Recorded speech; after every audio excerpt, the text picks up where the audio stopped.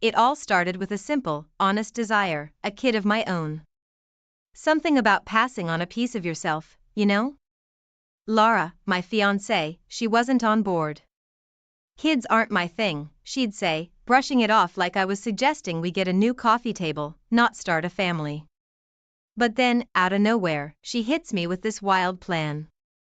What if you could have your child, but not with me? She says one evening, so casual you'd think she was talking about the weather. Mia's willing, she adds, like that's supposed to make it all sound normal. Mia, her friend I'd barely met, suddenly lined up to be the mother of my child? It was madness. I remember pacing our living room, trying to wrap my head around the idea. Laura watched me, calm as ever, like she hadn't just dropped a bombshell on our lives. Part of me wanted to laugh it off, call her bluff, but there was a seriousness in her eyes I couldn't ignore. It could work, she insisted. Think about it. And think about it, I did. Night after night, tossing and turning, the idea gnawed at me. It wasn't just the weirdness of it all, it was the why. Why would Laura suggest such a thing? Was our relationship so fragile she'd rather outsource parenthood than tackle it with me? But then, there was Mia. A near stranger willing to carry my child. The whole thing felt like stepping into quicksand, but Laura's assurances, her arguments that it'd bring us closer in the end, had me second-guessing my gut. The dinner Laura organized wasn't just awkward, it was surreal. There we were, the three of us, sitting around our dining table, discussing logistics over lasagna like we were planning a vacation, not creating a life. Mia, bless her, was as cool as they come, agreeing to every stipulation, nodding along to every condition. It was clear she and Laura had discussed this at length, leaving me the odd one out, trying to play catch-up. Then came the night that was supposed to be the start of something new. Laura had it all arranged, her blessing given with a kiss on the cheek that felt more like a goodbye. Mia and I, we were like actors in a play we hadn't auditioned for, following a script written by someone else. The house, silent and expectant, watched on as I stepped into a role I never wanted, all for the promise of a child I so desperately desired. Looking back, that night was the point of no return, not just because of what happened between Mia and me, but because of the door it opened. A door to a labyrinth of secrets, lies, and manipulations, with Laura holding the map, leading us all down a path I couldn't begin to imagine. Waking up that morning felt like stepping into a different dimension. The air in the house was thick with an unspoken tension, a stark contrast to the usual warmth Laura and I shared. She was indifferent, her usual vibrant self replaced by someone distant, someone cold. It was like she was there but not really, physically present but miles away in spirit. The glint of satisfaction in her eyes, though, was unmistakable. She had orchestrated the entire scenario, and now, it seemed, she was disengaging, leaving me to grapple with the consequences. As the day dragged on, the weight of the previous night bore down on me. Doubts began to gnaw at my conscience. What had I agreed to? The realization hit me hard, I was a pawn in Laura's game, a game whose rules I hadn't fully understood. The initial agreement, wrapped in the guise of fulfilling my desire for fatherhood, now felt like chains binding me to a decision I increasingly regretted. Then, Mia's news dropped like a bombshell. I'm pregnant, she announced one afternoon, her voice a mix of apprehension and hope. Laura's reaction was immediate, her joy uncontained, a stark contrast to the turmoil swirling within me. This was supposed to be a moment of celebration, the realization of my long-held dream. Instead, it was overshadowed by a sense of foreboding, a feeling that this was the beginning of an unraveling I wasn't prepared for. In the midst of this emotional whirlwind, I stumbled upon a thread of messages between Laura and Mia. Their casual tone belied the depth of their planning, revealing layers of intentions I hadn't been privy to. Words like, after it's done, and, he'll have no choice, leapt out at me, cryptic yet ominously clear. The revelation was a gut punch, a stark illumination of the manipulation that had been at play from the start. Laura's absences became more frequent, her presence in our home dwindling as she pursued interests elsewhere, leaving Mia and me in an awkward limbo. Our interactions were marked by a cautious politeness, a shared uncertainty about our roles in this tangled web we were now part of. The house, once a sanctuary, felt like a stage for a play none of us wanted to be in, yet couldn't escape. Each day stretched on, a relentless march through a reality I could barely comprehend. The home Lara and I had built together, once filled with laughter and dreams, now echoed with the silence of our strained relationship. Mia's presence, a constant reminder of the pact that had brought us to this point, added layers to my confusion, her pregnancy a tangible sign of the complex web of choices and consequences we were entangled in.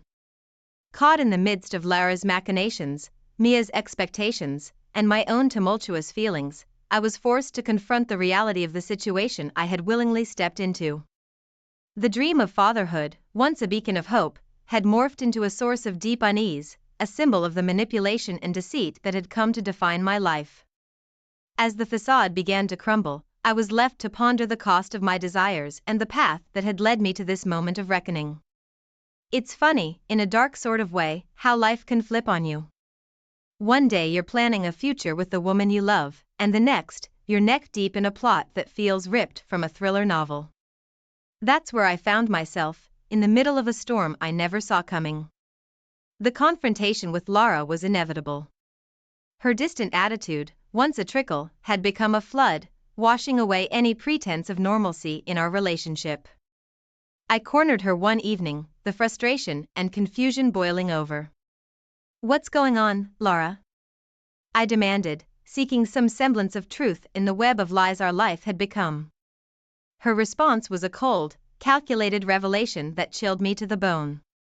Lara's scheme, it turned out, was never about fulfilling my dream of fatherhood or about helping her friend Mia. It was about money, Mia's money, to be exact. Lara had discovered that Mia, the supposed altruistic friend willing to carry our child, was set to inherit a fortune from her conservative family, who'd disown her if they learned of her unconventional pregnancy. The betrayal stung, a venomous bite that poisoned everything I thought I knew about the woman I loved. Anger mixed with disbelief as Lara's true colors showed through her facade of indifference. "You used me," I accused, the words tasting bitter in my mouth. But Lara, ever the strategist, had one more card to play. She threatened me with false accusations, painting herself as the victim in a narrative she was all too ready to share with anyone who'd listen. The realization that I was trapped in her game, with no easy way out, was a blow that knocked the wind out of me. Amidst this chaos, Mia became an unexpected ally. She, too, was a pawn in Lara's game, her dreams manipulated for Lara's gain. Our shared sense of betrayal brought us closer, forging a bond built on the ruins of our shattered plans. Mia's innocence in the full depth of Lara's manipulation was clear, her vulnerability a mirror to my own. Then, as if the universe decided I hadn't had enough surprises, an old friend showed up at my door. Mark. A buddy from college days, who'd always had a knack for seeing through the noise. Over a couple of beers, he laid it out plain and simple. "You're in a mess, Jake, but it's not the end. You've got options." His words, a mix of tough love and practical advice, offered a glimmer of hope in the darkness. Mark's perspective was a lifeline, a reminder that no situation, no matter how dire, is completely devoid of escape routes. His outsider's views shed light on paths I hadn't considered, strategies to dismantle Lara's narrative and protect myself from her accusations. As I sat there, listening to Mark, the pieces began to click into place. Lara's plan, built on deceit and manipulation, could be exposed. But it would require careful maneuvering, a way to reveal her motives without falling into her traps. Mia's role, once a source of tension, now appeared as an opportunity to unravel Lara's scheme from the inside. That evening marked a turning point. With Mark's encouragement and Mia's unwitting involvement in Lara's plot, a plan began to form. It was a gamble, a play that could either free us from Lara's web or tighten her grip on our lives. But with nothing left to lose, it was a risk I was willing to take. The game was on, and this time, I wasn't just a pawn. I was a player, ready to turn the tables on Lara and reclaim control of my life. Life's got a way of throwing curveballs, but what do you do when you're pitched a grenade? That's where I found myself, knee-deep in a quagmire of lies, deceit, and manipulation, courtesy of Laura.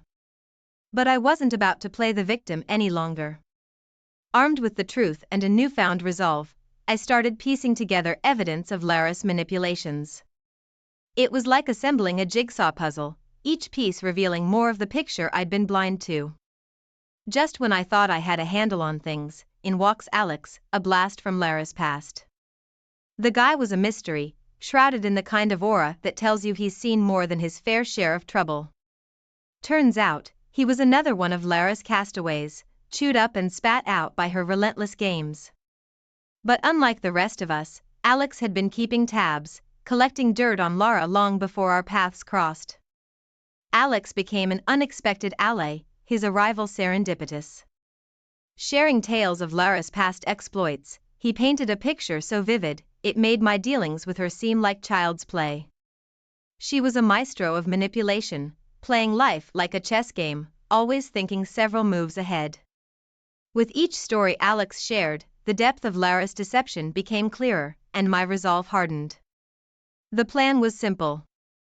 Confront Lara, expose her machinations in the light of day, strip away the power she wielded through secrecy and lies. Alex and I, a duo forged from the fires of Lara's deceit, were ready to take her on. The stage was set for a showdown that would either vindicate us or further entangle us in her web. The confrontation was nothing short of cinematic. We faced Lara in the heart of the city, a public setting where she couldn't easily escape the spotlight. The air was electric, charged with anticipation and the weight of impending revelations. Alex and I laid out our evidence, piece by damning piece, expecting to see Lara crumble under the weight of her own lies. But Lara, ever the mastermind, turned the tables on us with a smirk that could freeze hell over. "You think you're the first to try this?" She taunted, her confidence unshaken.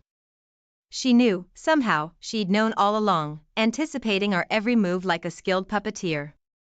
With a few carefully chosen words, she revealed her hand. She'd been manipulating even Alex, using his vendetta against her as another piece in her elaborate game.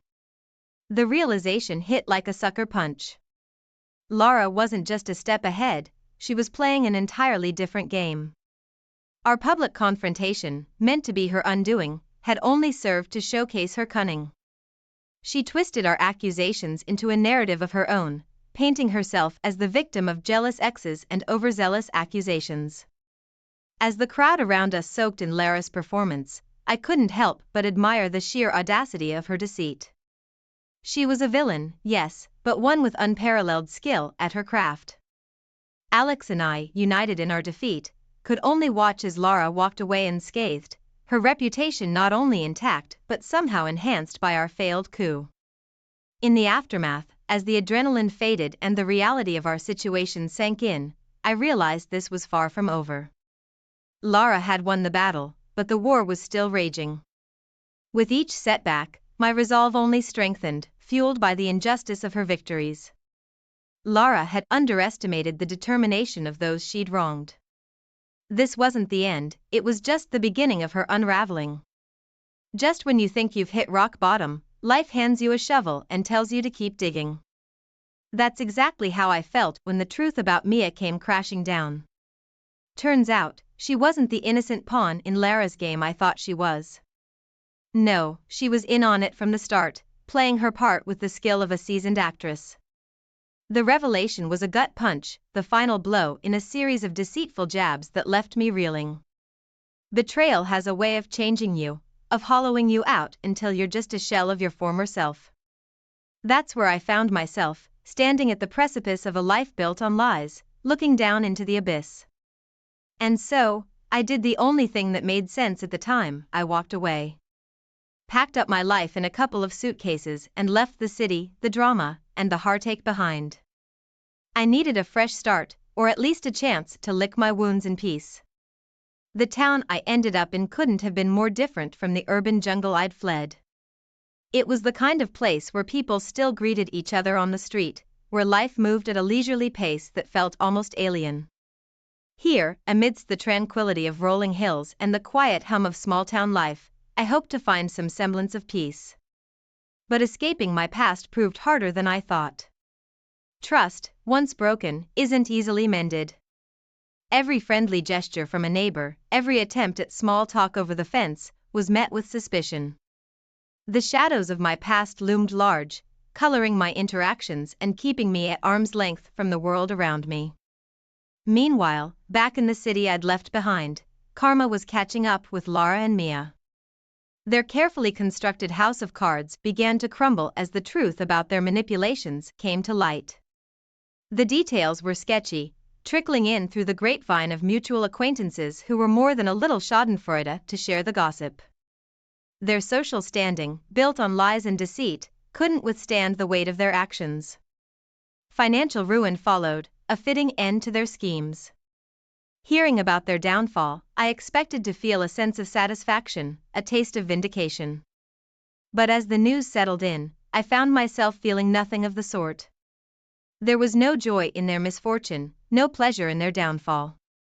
Instead, there was just a profound sense of sadness for all that had been lost in the pursuit of greed and manipulation. Starting over wasn't easy, the scars of betrayal ran deep, making it difficult to open up, to trust again. Yet, in this quiet corner of the world, I found a community willing to give me the benefit of the doubt, to offer friendship without the expectation of immediate trust. It was a slow process, one step at a time, but gradually, the shadows began to recede. Life in my new home wasn't without its challenges, but it offered a simplicity and authenticity that was healing in its own right. As I built new relationships and forged new connections, I found myself reflecting on the journey that had brought me here. The pain and betrayal were still there, lurking in the background, but they no longer defined me. Lara and Mia's fall from grace was a distant echo, a reminder of the life I'd left behind.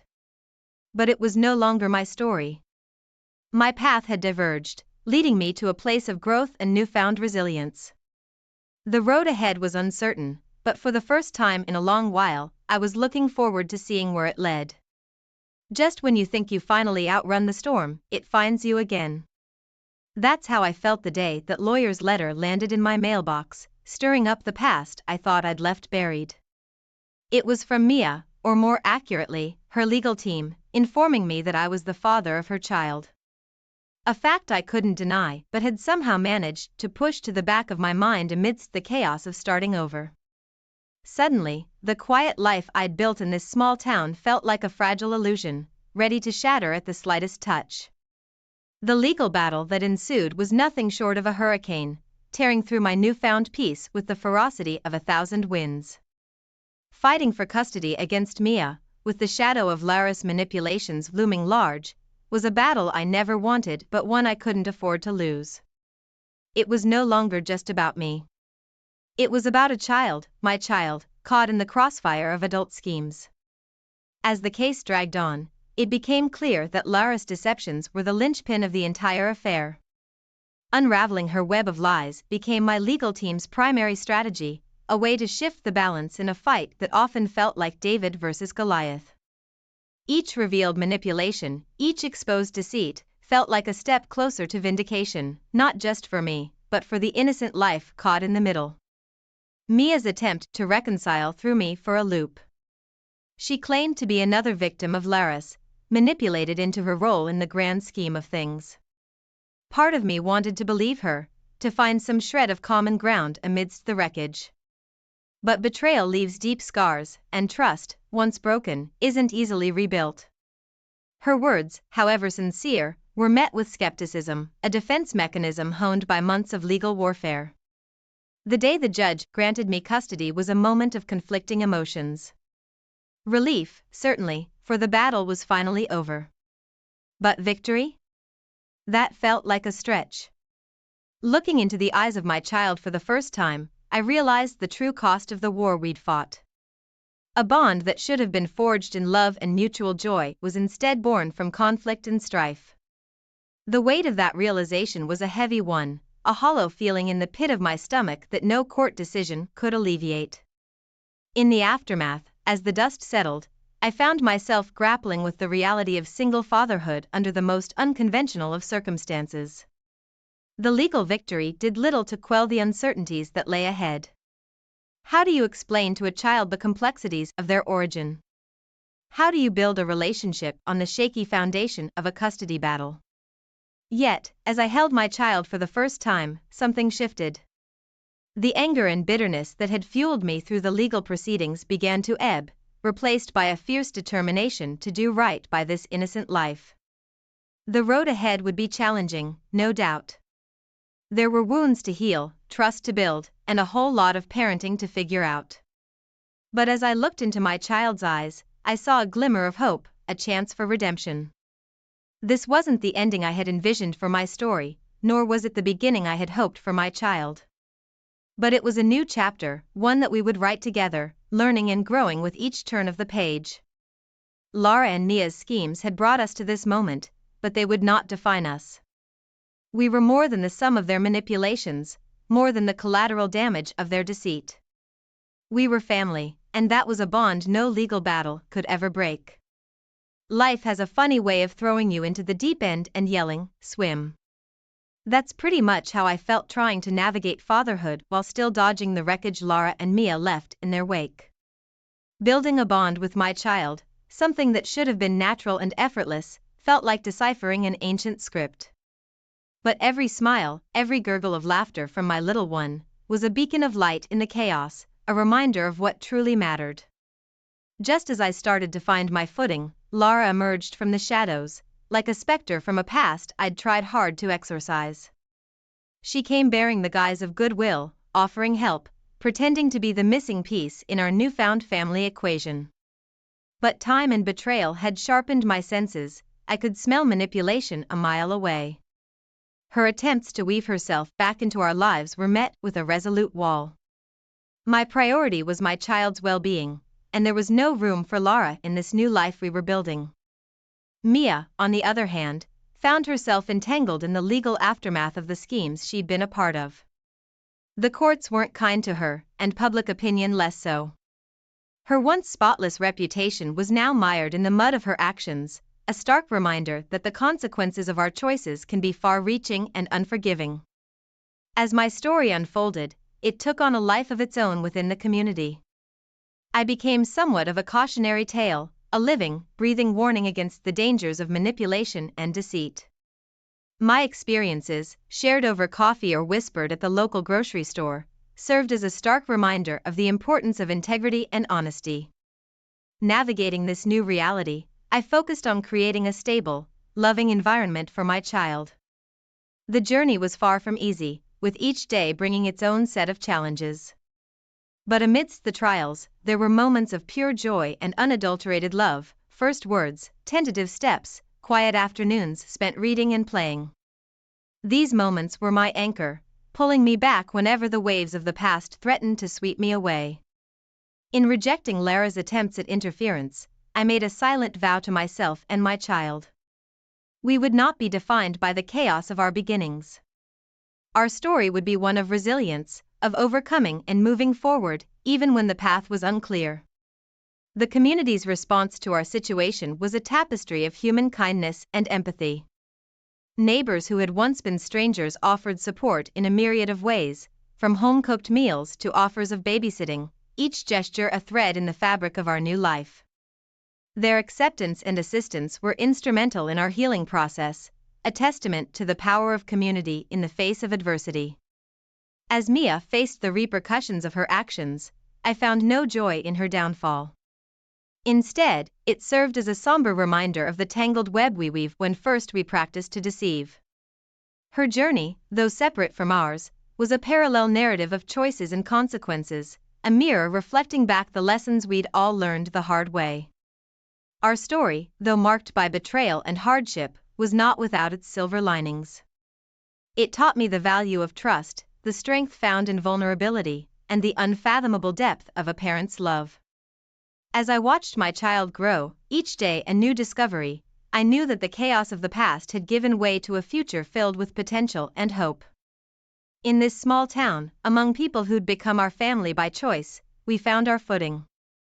The tale of our past, once a source of pain, had transformed into a beacon of caution, guiding us and those around us toward a future where honesty and integrity lit the way. Our journey was a testament to the fact that even in the aftermath of turmoil, it's possible to rebuild, to find joy, and to create a life defined not by what we've lost, but by what we've found in its stead. In the aftermath of storms, there's a quiet that settles, not just in the air but deep within the soul.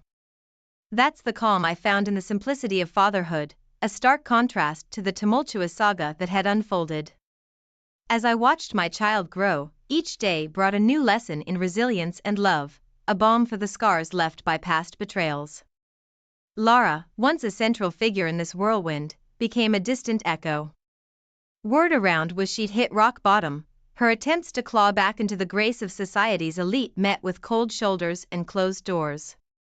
There's a part of the human psyche that revels in seeing the mighty fall, but watching Lara's desperate scrambles, I found no joy. It was a sobering reminder of the fragile nature of status and the fleeting loyalty of those we often hold dear. Despite the peace I'd found, vigilance became my constant companion. The world's deceptions, once a vague concept, were now all too real. Trust became something to be doled out sparingly, a precious commodity that Lara and Mia's actions had taught me to guard fiercely. Yet, in the innocence of my child's laughter, I found a reason to believe in the goodness that still existed amidst the chaos. The universe, it seems, has a penchant for irony. Just as I was settling into my new role as a father and protector, life threw another curveball. A well-known publisher reached out, their interest piqued by the whispers of my past. They saw in my story a tale ripe for the telling, a narrative that could captivate and caution in equal measure. The offer was tempting, an opportunity to lay bare the deceit and manipulation that had upended my life, and perhaps, in the telling, find a final catharsis. That the more I pondered, the clearer it became. To reopen old wounds for the world to see was to invite chaos back into the life I had fought so hard to stabilize. My story, while filled with lessons on the dangers of manipulation and the strength found in resilience, was not one I wished to relive. The decision to turn down the offer wasn't made lightly, but with a deep understanding that some stories are best kept close, their lessons lived rather than told. In rejecting the spotlight, I chose a path defined by healing and hope. The focus shifted fully to providing a stable, loving environment for my child, away from the public eye's prying and judgments. This decision, while it closed the door on potential fame and vindication, opened a new chapter of quiet contentment and privacy. Lara's final act in this drama came unexpectedly, a twist of fate that saw her caught in the web of her own making. Her arrest for crimes unrelated to our saga was a grim reminder of the destructive power of greed and ambition unchecked. While some might find in her downfall a sense of poetic justice, for me, it was a sad epilogue to a tale already too fraught with pain. In the end, the choice to step back from the precipice of public scrutiny was a reaffirmation of the values I'd come to hold dear. In the quiet moments spent with my child, in the laughter and the everyday wonders, I found a richness that no book deal could match. The healing process is ongoing, a journey that each of us walks in our own time and pace. But in the choice to focus on the future rather than dwell on the past, I found not just solace but strength. As I lay down the pen on this chapter of my life, the lessons remain etched not just in memory but in the very fabric of my being. Vigilance, resilience, and the transformative power of love stand as beacons, guiding me and my child through a world rife with deceptions. The story may not be shared in the pages of a book, but its impact resonates in the life we build each day, a testament to the enduring spirit of the human heart. In the quiet aftermath of storms, there's a clarity that emerges, like sunlight piercing through dark clouds. It's in these moments of calm that you find the strength to rebuild, to chart a course through the wreckage left behind. That's where I found myself, standing on the precipice of a new beginning, as the final pieces of Lara's once formidable empire crumbled into dust. Her legal battles, splashed across the front pages, served as a stark reminder of the cost of ambition unbridled by conscience. Amidst this backdrop of closure and consequence, life marched on, heralding milestones that once seemed distant dreams. My child's first day of school marked a significant chapter in our journey, a step into a world untainted by the shadows of our past. Watching them step through those school gates, backpack in tow, I felt a surge of pride mixed with a bittersweet realization of how far we'd come. Mia's attempt to carve out a new life for herself in a different city was a thread of redemption running parallel to our own. Despite the weight of her past actions, her struggle for a fresh start was a testament to the human capacity for change. Though our paths had diverged, the echoes of her journey resonated with the broader theme of seeking forgiveness and the possibility of new beginnings. Inspired by my own experiences, I took a step towards healing, not just for myself but for others entangled in the web of manipulation and deceit. The support group I founded became a sanctuary for those wrestling with their own stories of betrayal, a place where shared pain forged bonds of understanding and mutual support. It was through helping others that I began to see the true value of my own trials, transforming them from sources of bitterness to lessons in empathy and resilience. Then came the letter, an unexpected bridge to a past I had tried to leave behind. It was from someone I had wronged in my pursuit of truth, a casualty in the war against Laris manipulations. The words on the page were a mirror, reflecting back the pain and consequences of my actions, a sobering reminder of the collateral damage in battles for justice. The letter was a catalyst, prompting a deep introspection on the nature of revenge in the cycle of deceit. It dawned on me that true satisfaction couldn't be found in retribution or holding on to anger. The only path forward, the only way to truly free myself from the chains of the past, was through forgiveness. In a public declaration, I extended forgiveness to Lara and Mia, not for their benefit, but for my own. It was an act of liberation, a conscious choice to break the cycle of hatred and bitterness that had threatened to consume me. The decision brought with it an unexpected peace, a tranquility that permeated every aspect of my life, allowing me to finally focus on the future with a clear heart and mind.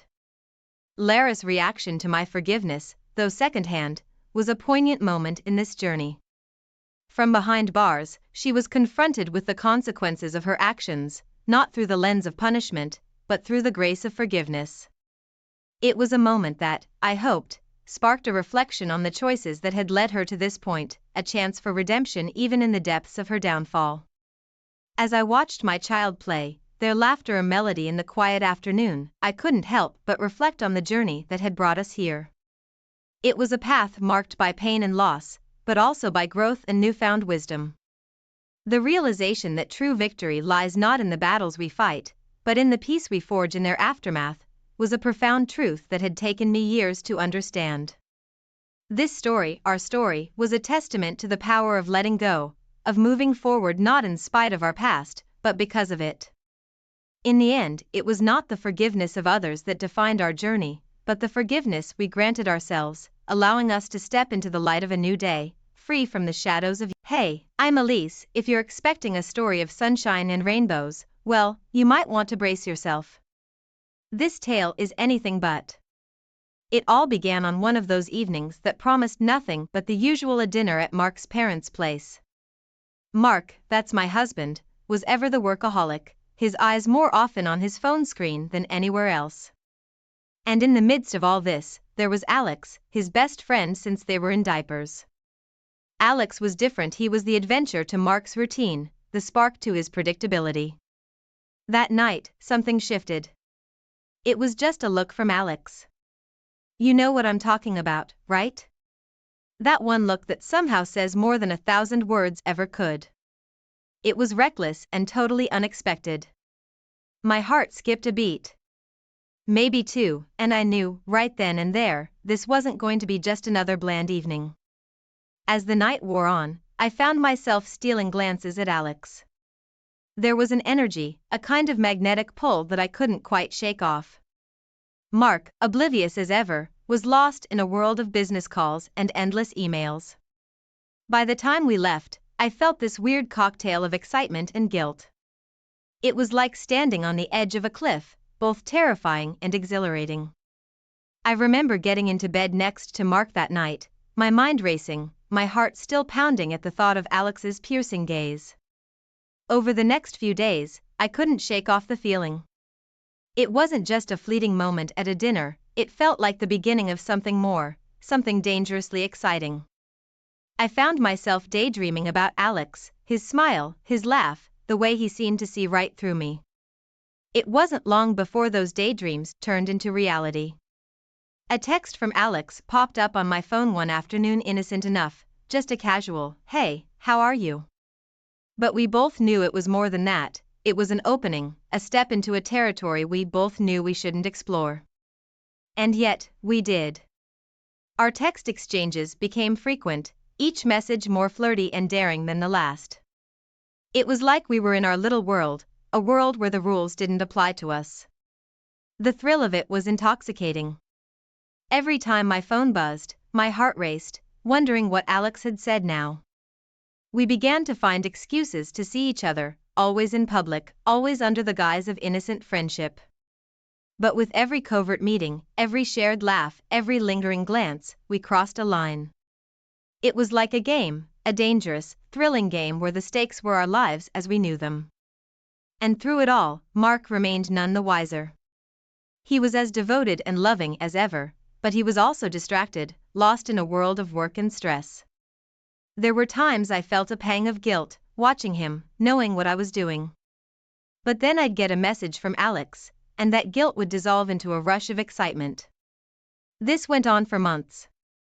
Alex and I, we were in our bubble, a bubble that kept growing, threatening to burst at any moment. But we were too caught up in the moment, too enthralled by our secret, to care about the consequences.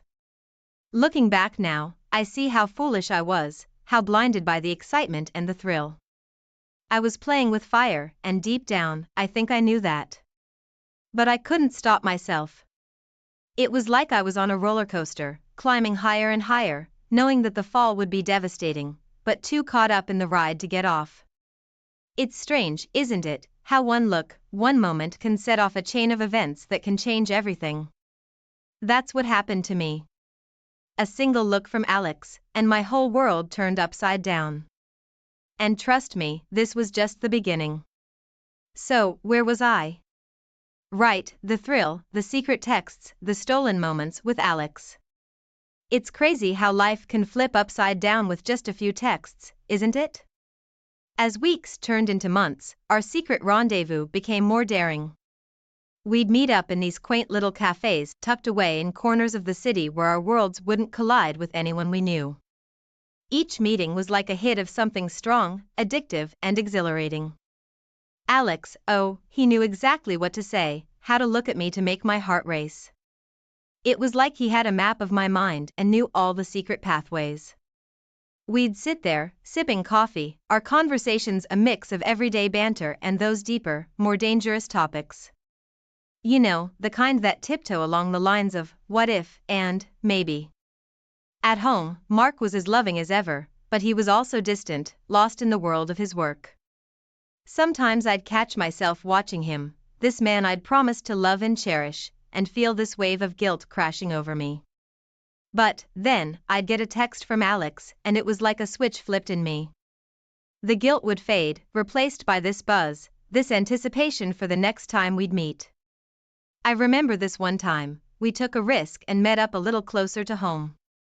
The thrill of possibly getting caught made everything feel more intense.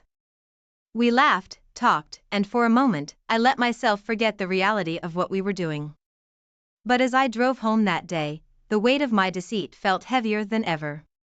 The secrecy of it all started to take a toll on me. I was living a double life, juggling between being Mark's wife and this other woman, the one who met Alex in secret. I'd lie awake at night, staring at the ceiling, wondering how I ended up here. How did I become this person? And then, the inevitable happened. Mark started noticing the little things, how I'd jump at every text, how I was often lost in thought. One evening, he looked at me across the dinner table, his eyes filled with a mix of confusion and concern, and asked if everything was all right. I brushed it off, told him it was just stress from work, but I could see he wasn't entirely convinced. It was around our second anniversary of this affair when I started feeling this growing pit in my stomach. This wasn't just a fling anymore. What started as a thrilling escape had turned into a complex web of lies and emotions. I was in deep, and I didn't know how to get out. One night, Alex and I were at our usual spot, this cozy little bistro with dim lighting and a quiet atmosphere. He reached across the table, took my hand, and said something about us being soulmates. Soulmates. The word hit me like a freight train. What were we doing? We weren't star-crossed lovers. We were just two people caught up in something that was bound to hurt everyone involved. Driving home that night, I knew I had to make a decision. This couldn't go on. It wasn't fair to Mark, it wasn't fair to me, and it certainly wasn't fair to whatever Alex and I thought we were building. But as I pulled into the driveway, all my resolve melted away. I wasn't ready to let go, not yet. I was caught in the current, and I didn't know how to swim against it. So, that's chapter 2 of my little saga. The secret was unfolding, growing bigger and more complicated by the day. I was in too deep, tangled in a web of my own making. And believe me, things were about to get a whole lot messier. There comes a moment in every story where everything changes, a tipping point. Mine was no different. It was like standing on a seesaw, perfectly balanced, until one tiny shift sends everything crashing down. Our affair, if you could still call it that, had morphed into something else, something more dangerous. It was no longer about stolen moments of joy. It was about clinging to a fantasy, a dream that was slowly turning into a nightmare. Mark, my husband, became more observant. I could sense his eyes on me, filled with unasked questions. Sometimes he'd watch me, his gaze lingering a bit too long, as if trying to decipher a puzzle. I'd smile back, trying to project normalcy, but the guilt was eating me up inside. One evening, as I lay next to Mark in bed, his hand found mine in the dark. "Is everything okay, Elise?" he asked, his voice laced with worry. I wanted to spill everything right then and there, but fear clamped down on my tongue.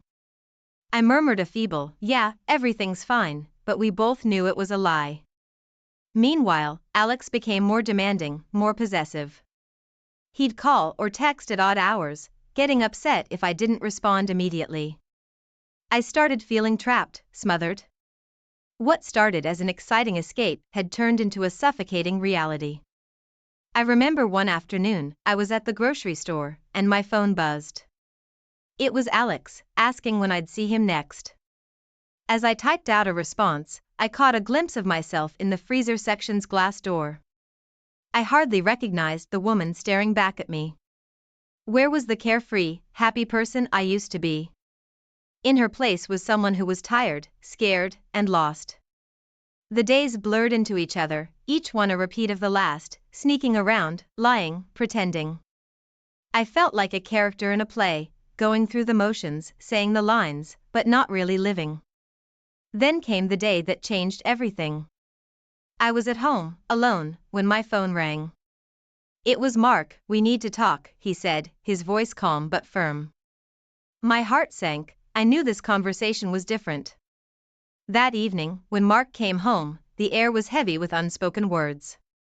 We sat at the kitchen table, the silence between us stretching like a taut wire. Finally, Mark spoke, his words slow and deliberate. "I know there's someone else, Elise." His words hit me like a physical blow. I opened my mouth to deny it, to say something, anything, but no words came out. The truth was there, hanging in the air, undeniable and suffocating.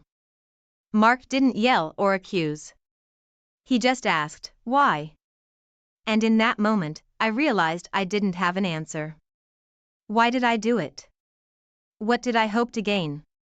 I had risked everything for a fleeting fantasy, and now the cost was staring me in the face. The conversation that followed was a blur of tears, apologies, and painful truths. I confessed everything, about Alex, about the lies, about how lost I'd felt. Mark listened, his face a mask of pain and betrayal. When I finished, there was nothing left to say.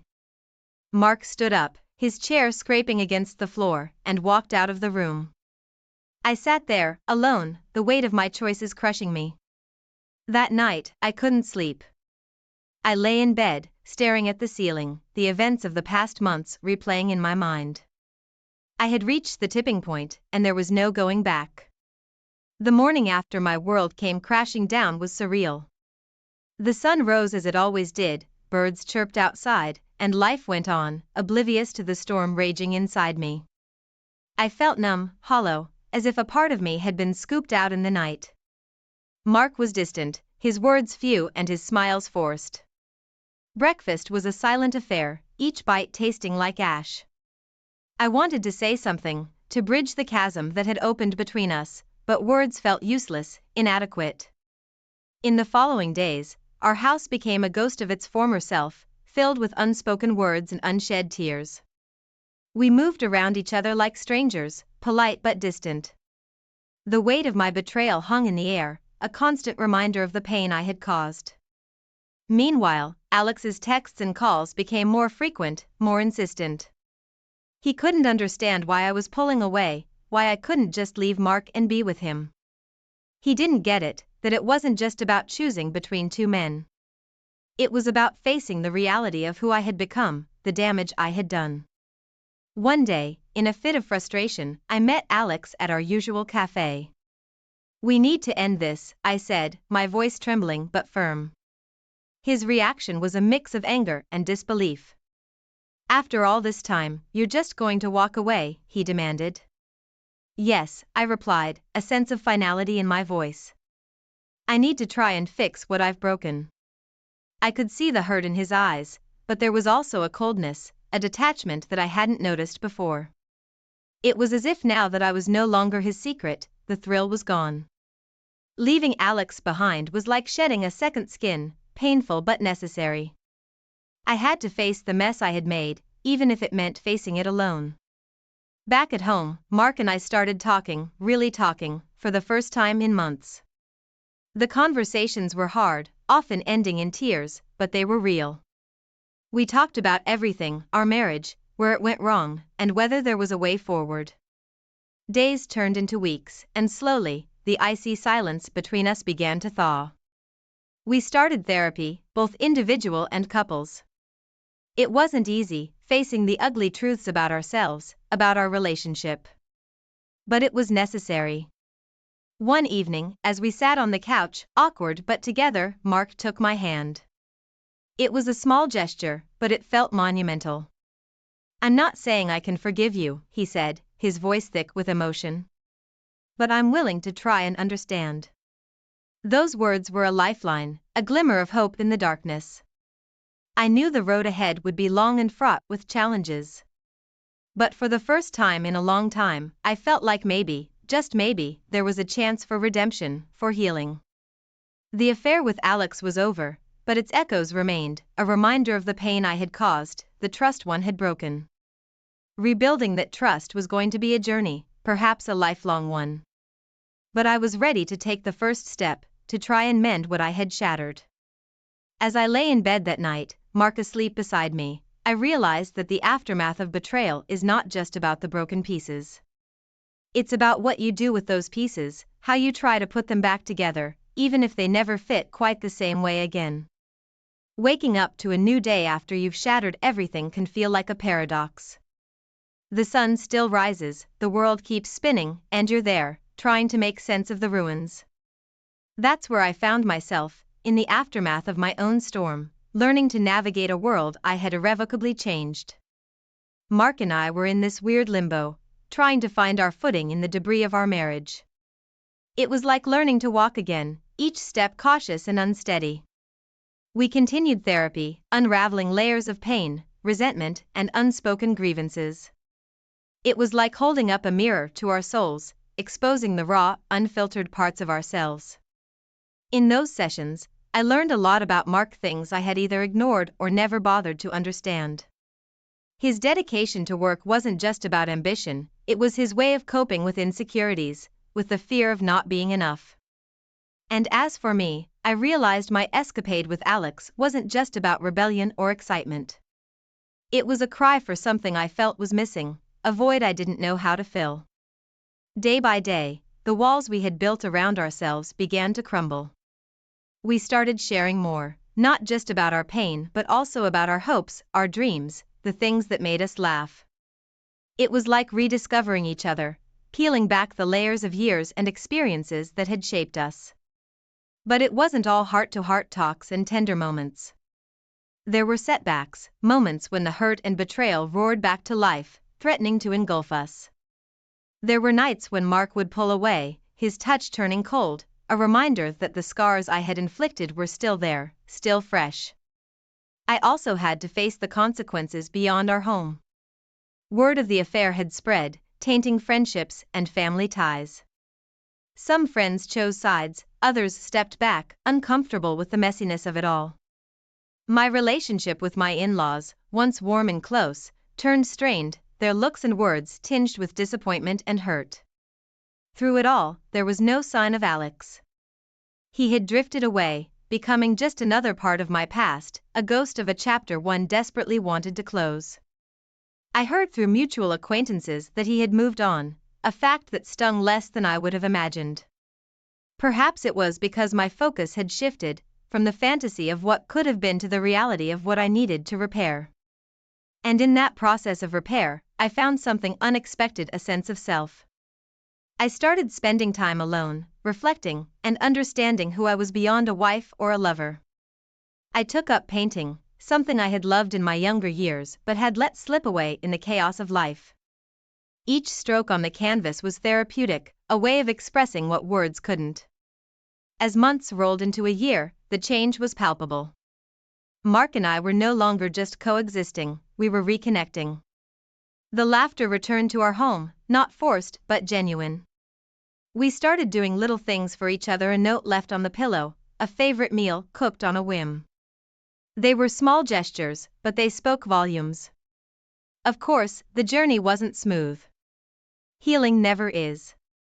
There were days when guilt would wash over me, when I would see the flicker of doubt in Mark's eyes and feel the familiar pang of shame. But those moments became less frequent, overshadowed by the efforts we were both making to rebuild, to forgive, to move forward. Looking back, I realize that redemption is not a destination. It's a path you choose to walk every day. It's acknowledging your mistakes, learning from them, and making a conscious effort to be better. For me, it was about understanding that one bad chapter doesn't have to define your entire story. So, this is where my story pauses, not ends. It's a story of betrayal, yes, but also of love, resilience, and hope. A story of two people who were broken but chose to pick up the pieces and put them back together, not perfectly, but together nonetheless. Sometimes, life gives you a second chance, but it never comes easy. It's like being handed a book with some pages torn out and being asked to rewrite the story. That's where I found myself at the start of a new chapter, pen in hand, ready but scared. Mark and we were making progress, but it's not like one of those movies where everything magically falls into place. It's messier, harder, and far more real. We had our good days, days when it felt like the storm had passed. But there were also bad days, days when the shadows of the past loomed over us, dark and threatening. On one of these good days, Mark suggested something unexpected. "Let's go on a trip, just the two of us," he said, a hint of the old spark in his eyes. It was spontaneous, the kind of thing we hadn't done in years. We decided on a little coastal town, a place we'd visited when we were newlyweds. The trip was a breath of fresh air, literally and figuratively. The sea, with its vastness and calm, seemed to put things into perspective. We walked on the beach, talked, and for the first time in a long while, we really laughed. One night, as we sat watching the sunset, Mark took my hand. "We've come a long way, haven't we?" he said. I nodded, feeling a lump in my throat. "We have," I replied, squeezing his hand. It was a moment of quiet understanding, a recognition of the journey we'd been on and the one still ahead. But it wasn't all smooth sailing. In the quiet moments, when I'd catch Mark staring out at the sea, his brow furrowed in thought, I knew he was still wrestling with the hurt. Forgiveness is a complex dance, one step forward, two steps back. Back home, life resumed its rhythm, but with a new beat. We were more intentional with our time, our words, our actions. Mark started opening up more, sharing his fears and insecurities. I listened, really listened, trying to understand the man I had hurt but who was still willing to stand by me. And me? I was learning to forgive myself, to accept that while I couldn't change the past, I could influence the future. I continued painting, finding solace in the colors and strokes that mirrored my emotions. Through it all, I kept a journal, documenting our journey. It was a way to process my thoughts, to see the progress, to remind myself of how far we'd come. And now, dear reader, as I share this part of my story with you, I realize how cathartic it has been to open up, to let you into this chaotic chapter of my life. If you've ever been at a crossroads, if you've ever felt lost, know that you're not alone.